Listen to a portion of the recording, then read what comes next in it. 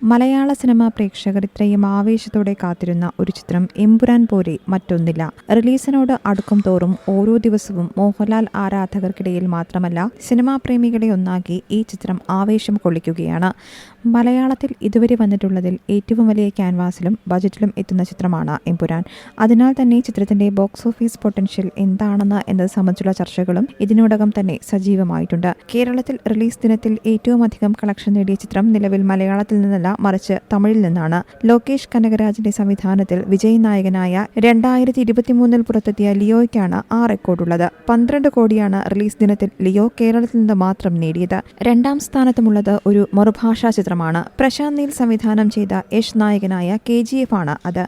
7.30 കോടിയായിരുന്നു കേരളത്തിലെ opening collection. മൂന്നാം സ്ഥാനത്തുള്ളത് മോഹൻലാൽ ചിത്രമായ ഒടിയനാണ്.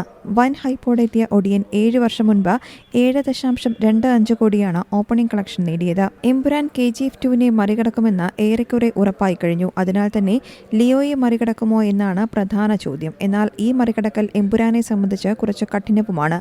കാരണം ലിയോയുടെ കേരളത്തിലെ ആദ്യ ഷോകൾ തുടങ്ങിയത് പുലർച്ചെ 4-നായിരുന്നു. എമ്പുരാന്റേത് തുടങ്ങുന്നത് പുലർച്ചെ 6 മണിക്കാണ്.